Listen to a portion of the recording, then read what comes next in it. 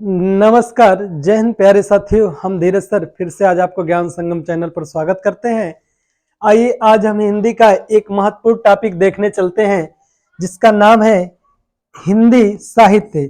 जो आप लोग के काफी दिनों से डिमांड था कि सर हिंदी साहित्य का कोई एक वीडियो बना दीजिए। आइए शुरुआत करते हैं हिंदी साहित्य के बारे में। चलिए इनकी शुरुआत करते हैं। पहले तो हम जानते हैं हिंदी, यहाँ आप डाल लीजिएगा साहित्य, हेडिंग डाल लीजिएगा हिंदी साहित्य के बारे में, हेडिंग डाल ही लीजिए। तो चलिए शुरुआत करते हैं हिंदी साहित्य के बारे में। तो थोड़ा सा ध्यान रखिएगा हिंदी साहित्य के बारे में कि हिंदी जो साहित्य था इसको सबसे पहले लिखने का कार्य किसने किया। सबसे पहले लिखने का कार्य किसने किया, तो उस व्यक्ति का नाम है जो सबसे पहले लिखने का कार्य किया था, उसका नाम है कि गारसी द तासी। वह कौन सा व्यक्ति था? गारसी, थोड़ा सा कलम हमको मोटा कर लेने दीजिए। गारसी द तासी ने सबसे पहले हिंदी साहित्य का इतिहास लिखा था। चलिए लिखने का प्रयास किसने किया था? लिखने का कार्य गारसी द तासी ने। वह कहाँ का रहने वाला था? तो ये कहाँ का रहने वाला था? तो ये फ्रांस का रहने वाला था, अर्थात यह फ्रांसीसी था। किस भाषा में लिखा था गारसी द तासी ने? इसकी भाषा क्या थी? इसकी भाषा जो थी वह फ्रेंच भाषा थी। तो आप ये भी पूछ सकते हैं कि सर उसके पुस्तक का क्या नाम था? बिल्कुल बताएंगे। उसने एक पुस्तक लिखा था, उसने एक किताब लिखा, उस किताब का नाम था कि एस्तवार एस्तवार एस्तवार द ला एस्तवार द ला लितेरत्यूर लितरेत्यूर एंदुई ए हिंदुस्तानी एंदुई ए हिंदुस्तानी। उसने जो इतिहास, हिंदी साहित्य के इतिहास नामक पुस्तक लिखा था फ्रेंच भाषा में, उस किताब का नाम था एतवार द ला लितेरत्यूर एंदुई ए हिंदुस्तानी नामक पुस्तक सबसे पहले लिखा था। किसने? गारसी द तासा ने या तासी ने सबसे पहले एक पुस्तक लिखा, उसका नाम था एतवार द ला लितेरत्यूर एंदुई ए हिंदुस्तानी। ये जो पुस्तक थी, इस पुस्तक में कुल कितने 738 कवियों का उल्लेख किया। ये तो बात बड़ी अच्छी थी कि 738 कवियों का उल्लेख किया, लेकिन खासियत भी थी उसमें। भाई साहब, जो 738 कवि का उल्लेख किया ना, उसमें केवल और केवल हिंदी के 72 कवि थे। किसके कवि थे? हिंदी के कवि। हिंदी के कवि कितने थे? 72 थे। और शेष जो थे उर्दू के कवि थे। शेष उर्दू के कवि थे। किसमें? जो गारसी द तासी ने ये बुक लिखा था, उस बुक में 738 कवियों का उल्लेख करता है। 72 हिंदी के कवि थे, शेष उर्दू के कवि थे। चलिए अगले पेज पे बढ़ते हैं। और ये बुक का प्रकाशन भी होता है, थोड़ा सा ये भी लिख लीजिएगा। इस बुक का प्रकाशन किया गया, इस बुक का प्रकाशन किया गया, ठीक। तो पहला प्रकाशन 2 भागों में किया जाता है। पहला पब्लिकेशन होता है 1839 में, इसका प्रथम संस्करण आया। पहला संस्करण कब आया था? 1839 में। इसका द्वितीय संस्करण भी आता है 1847 में। इसका क्या आया? द्वितीय संस्करण आया। किस बुक का? जो गारसी द तासी ने ये बुक लिखा था, उसके संस्करण 2 भागों में प्रकाशन किया जाता है। चलिए आगे बढ़ते हैं। इस पेज का अगर स्क्रीनशॉट लेना हो तो बाबू ले लीजिए। चलिए आगे बढ़ते हैं। अब उन्होंने ये तो बुक तो लिख दिया, लेकिन एक लेखक और आते हैं जिनका नाम है शिव प्रसाद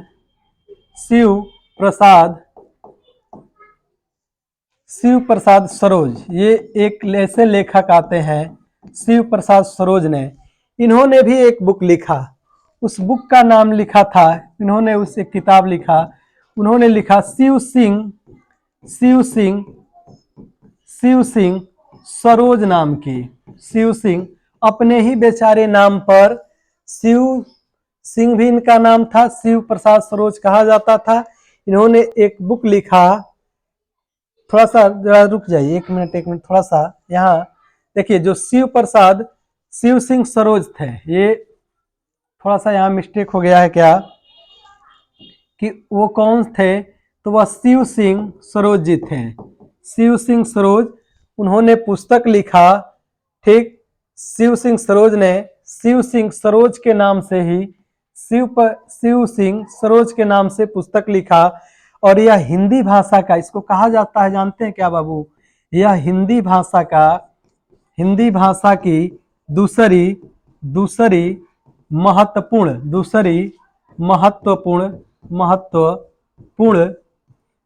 महत्वपूर्ण ग्रंथ था। कौन? शिव सिंह सरोज ग्रंथ था। यह कब लिखे थे? तो 1883 ईस्वी में उन्होंने यह पुस्तक को लिखा था, शिव सिंह सरोज। फिर आते हैं, अगले व्यक्ति आते हैं, उनका नाम है बाबू जॉर्ज ग्रियर्सन जी। जॉर्ज ग्रियर्सन नाम का एक व्यक्ति आता है। इन्होंने कहा कि हम तो हिंदी साहित्य के बारे में इन्होंने 1888 में, कब लिखा था? 1888 में जॉर्ज ग्रियर्सन ने एक पुस्तक लिखा।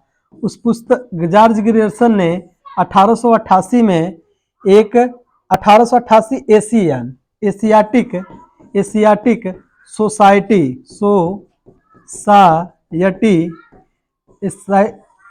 एशियाटिक सोसाइटी ऑफ बंगाल पत्रिका का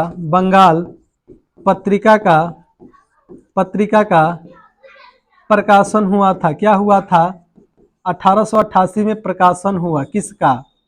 तो Bengal Asiatic Society of Bengal पत्रिका का प्रकाशन होता है 1888 में। इन्होंने उसमें थोड़ा सा एक अंश छाप दिया। उस अंश छाप दिया तो इनकी एक क्या हो गई? एक पुस्तक लिखी गई।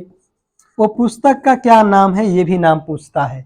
उन्होंने जो पुस्तक लिखा था द मॉडर्न, यहाँ से शुरुआत है, उस पुस्तक का नाम है द मॉडर्न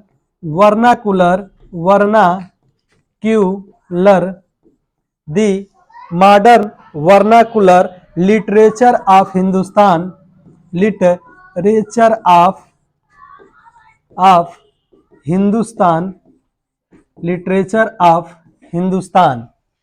का प्रकाशन किया। इनकी प्रसिद्ध बुक किसकी? जॉर्ज ग्रियर्सन की प्रसिद्ध पुस्तक है the modern vernacular literature of Hindustan नामक किताब का प्रकाशन किया। चलिए, ये भी सही है, का प्रकाशन किया। और वो कब किए थे ये समय भी पूछता है। उन्होंने इसका प्रकाशन 1888 में कराया था। ये इसी का हिंदी अनुवाद द मॉडर्न वर्नाकुलर लिटरेचर नामक किताब का हिंदी अनुवाद, अगले पेज पर चलते हैं। अगला पेज है कि उसी पुस्तक का, लिखिएगा यहाँ से, उसी पुस्तक का, कौन सी पुस्तक थी भाई? The modern vernacular literature of Hindustan जो पुस्तक थी, उसी का हिंदी अनुवाद किसने किया था? तो व्यक्ति का नाम है किशोरी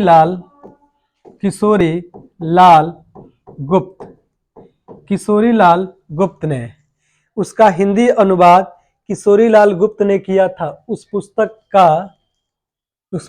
का कर लीजिएगा, का किशोरी लाल गुप्त ने हिंदी अनुवाद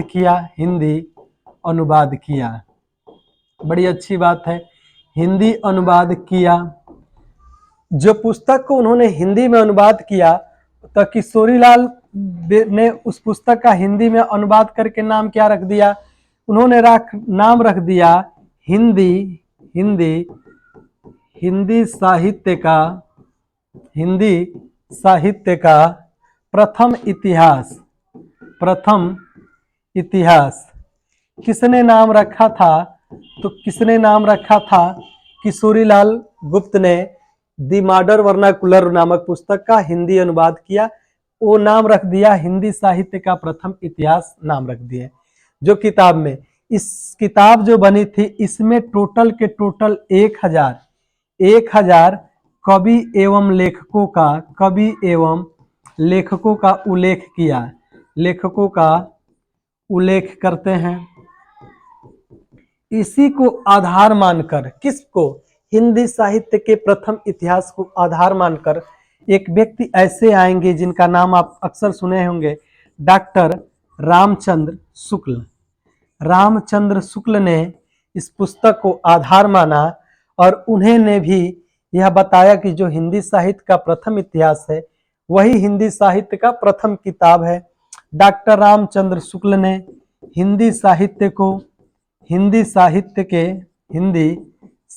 का प्रथम इतिहास नामक पुस्तक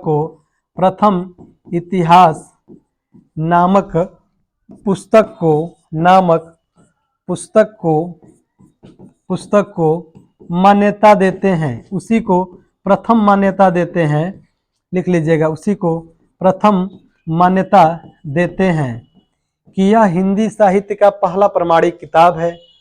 ठीक, डॉक्टर रामचंद्र शुक्ल के अनुसार ही हम लोग भी काल विभाजन पढ़ेंगे। डॉक्टर रामचंद्र शुक्ल ने भी काल विभाजन किया, लेकिन सबसे पहले काल विभाजन के बारे में बात करेंगे अगले पेज में। आइएगा, लिख लीजिएगा, हिंदी साहित्य का काल विभाजन, हिंदी साहित्य का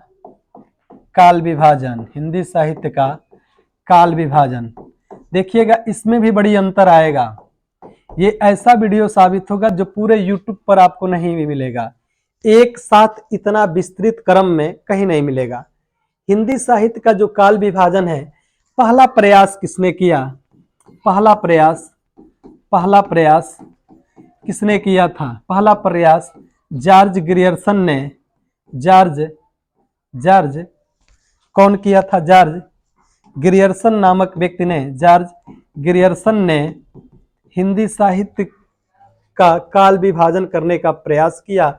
और जॉर्ज ग्रियर्सन ने बताया था कि हिंदी साहित्य को कुल कितने कालखंडों में?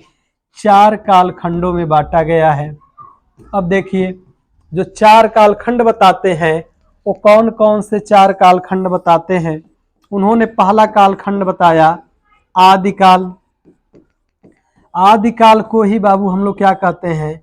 वीरगाथा काल कहते हैं, वीरगाथा काल कहते हैं, या इसी को हम लोग क्या कहते हैं? चारण काल कहते हैं, चारण काल के नाम से जानते हैं। इसका समय सीमा क्या बताया गया है? 1050 से लेके 1375 तक का जो समय है उसे आदिकाल कहा गया। फिर बात आती है भक्ति काल के बारे में। भक्ति काल को ही, ये भी याद रखिएगा, पूर्व मध्य काल कहा जाता है, पूर्व मध्य काल कहा जाता है। इसका जो समय सीमा है, उसका समय सीमा 1375 से लेके, देखिए आदिकाल 1050 से 1375, तो यह होगा 1375 से लेके 1700 तक का जो समय है उसे हम भक्ति काल के नाम से जानते हैं। फिर हम बात करेंगे अगले के बारे में। अगला क्या है? जो अगला है आपका आदिकाल, भक्ति काल। एक अगला है रीति काल के बारे में। इसी रीति काल का दूसरा भी नाम आपको मिलता है बाबू, उत्तर मध्य काल। उत्तर मध्य काल से किसे जानते हैं? इसी उत्तर मध्य काल को बताया गया है, कब से कब समय बताया गया है कि 1700 ईस्वी में भक्ति काल का खत्म होता है, तो 1700 से लेके 1850 तक का जो समय है इसे क्या कहा गया? उत्तर मध्य काल। तब तो आप ये भी कहेंगे सर एक और भी तो काल है, कौन सा?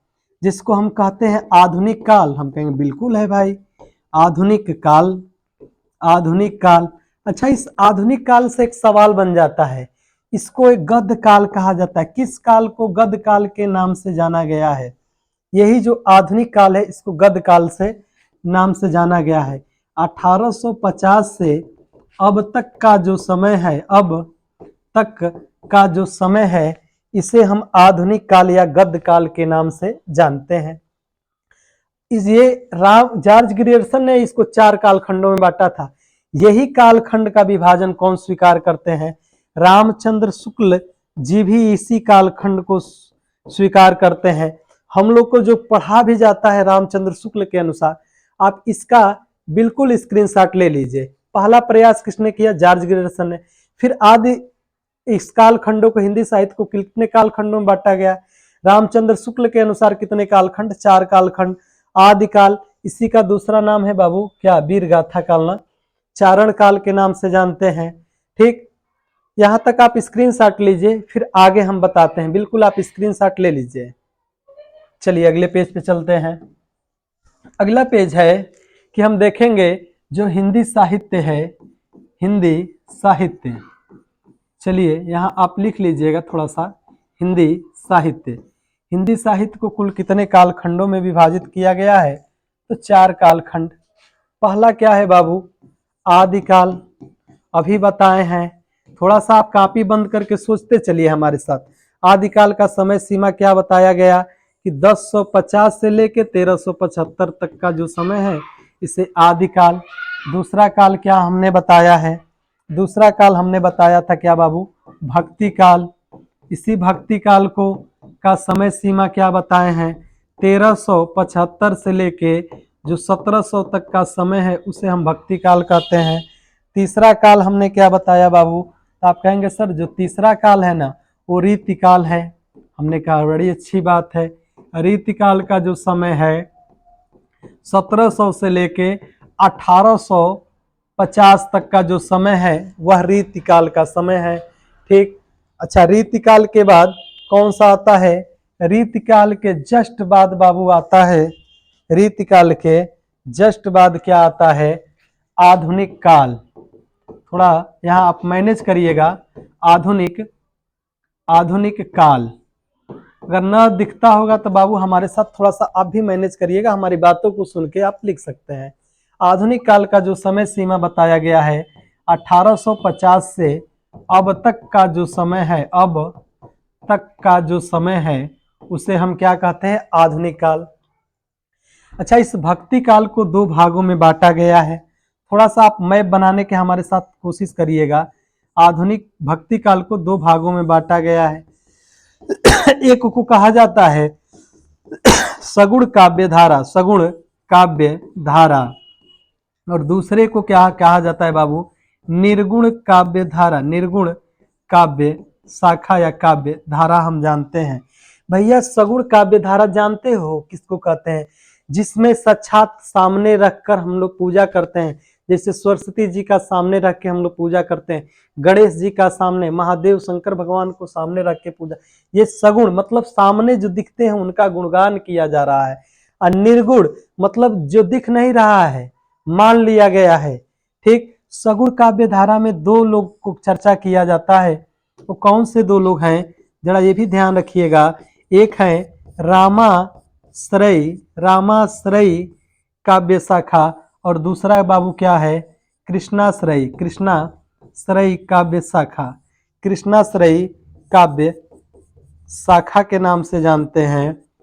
एक को रामाश्रयी काव्य शाखा के नाम से जानते हैं। अगर यहाँ तक समझ में आ रहा होगा तो अब हम बताते हैं निर्गुण के बारे में। ठीक। निर्गुण काव्य धारा में आइएगा, इसके बारे में अध्ययन कराते हैं। निर्गुण को भी 2 भागों में बांटा गया है। कौन कौन? एक का नाम है प्रेमाश्रयी और दूसरे का बाबू क्या नाम है? प्रेमाश्रयी, और दूसरे का क्या नाम है बाबू? ज्ञानाश्रयी।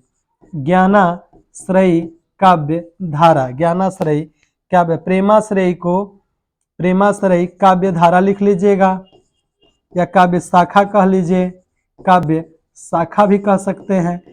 ठीक। यहाँ तक तो समझ में आ रहा होगा। अब देखिए रीतिकाल को 3 भागों में विभाजन किया गया। कहेंगे वो कैसे गुरुजी? वो तो हम लोग नहीं पढ़े हैं। अरे रीतिकाल को 3 काव्य धारा में बांटा गया है। कौन कौन? एक होता है रीति सिद्ध काल, रीति सिद्ध काल, और दूसरा होता है रीति बद्ध काल, रीति बद्ध काल, और एक होता है रीति मुक्त काल, रीति मुक्त काल। रीति सिद्ध, रीतिबद्ध, रीति मुक्त, ये 3 काल रीति काल के विभाजन हुए हैं। अब चलते हैं आगे आधुनिक काल के विभाजन में, थोड़ा सा अध्ययन करते हैं। उसको हम दूसरा कलर ले लेते हैं जिससे आपको दिखे। चलिए आधुनिक काल का विभाजन करवाते हैं। आधुनिक काल का विभाजन देखिए कैसे कैसे होता है। आधुनिक काल में पहला युग आता है कौन सा? भारतेंदु युग। भारतेंदु युग, थोड़ा सा भारतेंदु युग जो आता है, हल्का सा कलम को हम पतला कर रहे हैं बाबू, हल्का सा कलम को हम पतला कर रहे हैं। ठीक। भारतेंदु युग, भारतेंदु युग का कोई समय सीमा बताएगा? भारतेंदु युग का जो समय सीमा 1850 से लेकर 1900 तक का जो समय है इसे हम भारतेंदु युग, दूसरा कौन सा है द्विवेदी युग, द्विवेदी युग के नाम से जानते हैं। ठीक, यह 1900 से लेके 1920 तक का जो समय है इसे द्विवेदी युग। अगला क्या है छायावादी युग, छायावादी युग, छायावादी युग। अच्छा, इस छायावादी युग कब से कब है 1920 से लेकर 1956 तक का जो समय है 1956 मतलब 56 तक का जो समय है उसको छायावादी युग कहा गया है। कहेंगे अच्छा सर एक और भी है, कौन सा है भाई छायावादोत्तर युग, छायावादोत्तर युग जो 1950 यानी 56 से लेकर अब तक का जो समय है उसे क्या कहा गया है, अब तक का जो समय छायावाद। इस छायावादोत्तर जो युग है ना बाबू, इसी को तो 3 भागों में बांट दिया गया और कोई नहीं है, इसी को 3 भागों में बांटा गया। जानते हो कौन कौन, एगो का नाम है प्रगतिवादी, प्रगतिवादी, और दूसरा का नाम क्या है प्रयोगवादी, प्रयोगवादी, और तीसरा का नाम है नई कविता, नई कविता के नाम से हम जानते हैं।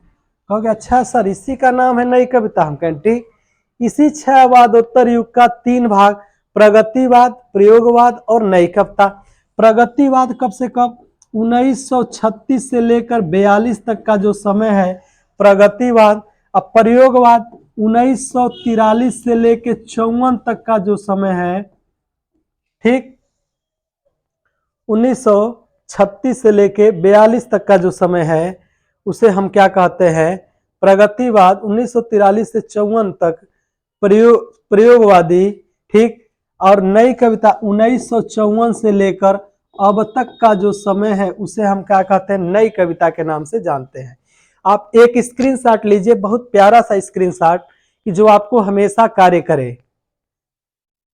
चलिए अब समझाते हैं। देखिए हिंदी साहित्य, यहां से हमने पढ़ना स्टार्ट किया, उसको भी थोड़ा सा रिवीजन करते हैं। देखिए हमने पढ़ा क्या है, पहले तो यहां से पढ़े हैं क्या हिंदी साहित्य का इतिहास, हिंदी साहित्य का इतिहास लिखने का प्रयास गारसी दत्तासी नामक व्यक्ति ने किया था। इसके नीचे अंडरलाइन कर लीजिएगा, ये स्टार व्यक्ति है। गारसी दत्तासी फ्रांसीसी था, फ्रेंच भाषा में लिखा था, फ्रेंच भाषा में लिखा था, ठीक। इसके बुक का नाम था एस्तवार द ला लिटरेचर एंदुई ए हिंदुस्तानी नामक बुक था। उसमें 700 कवियों का उल्लेख किया, 72 हिंदी के कवि। देखिए लिख रहा है हिंदी साहित्य, सबसे कम कवि किसका दिखा दिया हिंदी के, शेष उर्दू के कवियों का वर्णन करता है। इसका प्रकाशन किया कराया 2 भागों में, पहला संस्करण आया 1839 में, दूसरा संस्करण आया 1847 में। अगले पेज की तरफ बढ़ते हैं। फिर आते हैं शिव सिंह सरोज, उन्होंने शिव सिंह सरोज नाम से ही क्या लिखा था, एक क्या लिखा हिंदी साहित्य की दूसरी महत्वपूर्ण ग्रंथ लिखा, कब 1883 में। फिर आते हैं कौन जॉर्ज ग्रियर्सन आते हैं 1888 में। एशियाटिक सोसाइटी एक पत्रिका निकलती थी, कहाँ से बंगाल से एक पत्रिका निकलती थी 1888 में, उन्हीं में एक अंश इसका प्रकाशन किया और उन्होंने एक बुक को लिखा और किताब का क्या नाम था the modern vernacular literature of Hindustan नामक किताब का प्रकाशन किया। यहां तक तो समझ में आया। फिर आगे बढ़े, जो किताब उन्होंने लिखा था जॉर्ज ग्रियर्सन ने, उसी पुस्तक का हिंदी अनुवाद किसने किया है किशोरी लाल गुप्त। ये बड़ी अच्छे व्यक्ति हैं किशोरी लाल गुप्त। इसके नीचे थोड़ा सा आप अलग कलर से बना लीजिएगा, ये किशोरी लाल गुप्त जी हैं, उसका हिंदी अनुवाद करते हैं और वो हिंदी अनुवाद करके उस किताब लिखते हैं, हिंदी साहित्य का प्रथम इतिहास नामक किताब लिखते हैं। 1000 कवि एवं लेखकों का उल्लेख किसने किया था, किशोरी लाल गुप्त ने उस किताब में लिखा। उसी को बेस कौन मान लिया, रामचंद्र शुक्ल ने कहा कि ये जो किताब है हिंदी साहित्य का प्रथम इतिहास नामक पुस्तक को प्रथम मान्यता दिया था कौन, रामचंद्र शुक्ल ने। रामचंद्र शुक्ल ने उसको पहली किताब की मान्यता देते हैं। हम लोग इन्हीं के अनुसार अपना सिलेबस पढ़ते हैं, रामचंद्र शुक्ल के अनुसार, इन्हीं के अनुसार अपना हम लोग सिलेबस पढ़ते हैं, ठीक। अगला पेज क्या था अभी हम लोग देखे हैं, हाँ, हिंदी साहित्य का काल विभाजन, देखिए, हिंदी साहित्य के काल विभाजन का पहला प्रयास किसने किया? तो जॉर्ज ग्रियर्सन नामक व्यक्ति ने पहला प्रयास किया था। जॉर्ज ग्रियर्सन ने कुल कितने काल खंडों में बांटा था? तो 4 काल खंडों के बारे में अध्ययन बताते हैं कि जो हिंदी साहित्य के 4 काल खंड हैं, कौन कौन? आदिकाल, वीरगाथा काल, चारण काल 1050 से 1375 तक, भक्ति काल का समय है, भक्ति काल का दूसरा नाम ही है पूर्व मध्यकाल, 1375 से 1700 तक का जो समय है। फिर बताते हैं तीसरा जो काल आता है, कौन सा काल होता है? रीतिकाल, जिसको हम लोग कहते हैं क्या है? उत्तर मध्यकाल, 1700 से लेकर 1850 तक का जो समय है उसे रीतिकाल या उत्तर मध्यकाल के नाम से जानते हैं। फिर आता है आधुनिक काल। आधुनिक काल या गद्य काल कहा जाता है 1850 से अब तक का जो समय है। अब हमने अगले पेज पर बढ़ेंगे। अगला पेज पढ़ाए हैं कि हिंदी साहित्य का ये महत्वपूर्ण है भैया। हिंदी साहित्य को 4 काल खंडों में बांटा गया, आदिकाल, भक्ति काल, रीतिकाल, आधुनिक काल। आदिकाल 1050 से 1300, भक्ति काल के 2 भागों में बांटा गया, एक सगुण काव्य धारा, एक